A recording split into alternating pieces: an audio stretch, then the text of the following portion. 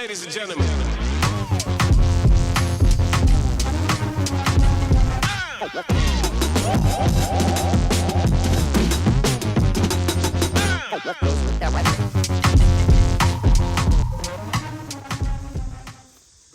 What's up, everybody? Welcome back to the channel. Thank you so much for being here. If you're a long time subscriber, thank you so much for all your support. Really helps out with what we're trying to do here on the channel.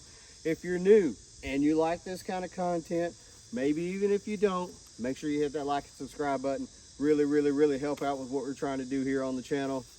So a little over a year ago, almost 2 years ago, I installed the Rugged Ridge Arcus front bumper with the overtube kit, and that video has been viewed thousands and thousands of times. People have messaged asking certain questions about it. Most recently, somebody messaged asking for just a review of it, how's it been over the course of time, specifically asking about the fog lamps. So come a little closer and let's talk this out. All right, so the Rugged Ridge Arcus front bumper, I'll link the original video in the description below, but this is a stamped steel shell that goes over these really thick hooks here. It's got obviously a hook on both sides, and then I put some D-rings or shackles, whatever you call them, in here. It's got a hole down at the bottom and a hole up here, just depending on where you want to put them. I pulled trees down with these hooks, took a tow strap and wrapped it around a tree and hooked it on here and pulled it. I forget exactly where I was when we did that, but I've used a winch. So it's got a really heavy duty winch plate that goes between the frame rails. It actually mounts to the frame rails. And then this thing here is really just for aesthetics. It doesn't do much. There's a bolt under the bottom of this and on both sides. It just kind of puts that up there. Maybe provides a little bit of protection for the winch. Probably most likely just for looks.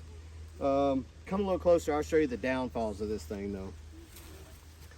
So if you see the washers here, so the washers apparently don't have the same coating as the rest of the bumper.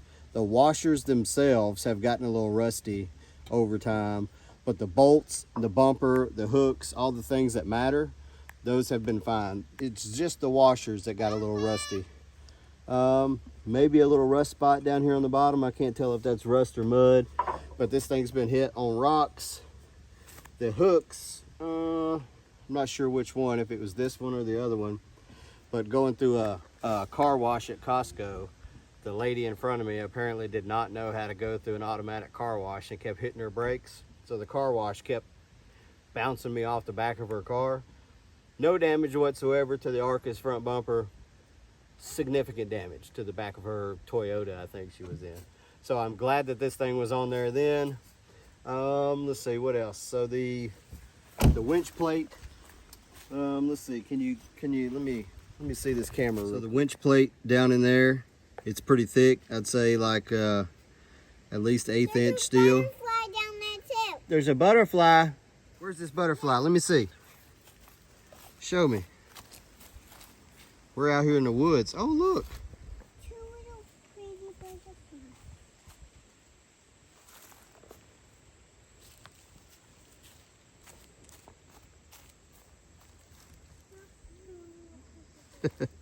butterflies. All right, let's get back to the bumper. So anyways, the bumper plate or the winch plate down in there, very sturdy. I've had no issues at all with the Super Winch 10,000 pound winch moving around. I did replace the Super Winch hook with the Factor 55.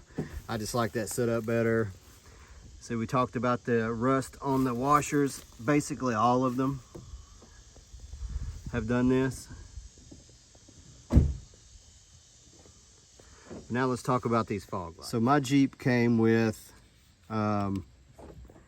factory LED lights, I guess, or somebody who owned it before me put these LED lights in the halogen housing. I'm not exactly sure, but it had these LED bulbs in it when I got it, and the bumper kit comes with brackets. So they just mount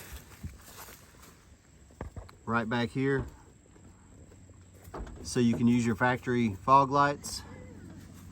And you can see there's about probably about 3 inches on the inside of the bumper recess, and then basically no recess on the outside of the bumper, but the bumper does come out enough to protect it. So if something comes across here, it's not going to hit your light most likely. And there's been no vision obstruction. You can see there's a pretty significant gap between the inside of the bumper and the light. I didn't bring a tape measure to the woods, so I might not be doing a great job, but there's not an obstruction. The bumper doesn't obstruct the view. It's actually a good light that comes out of there.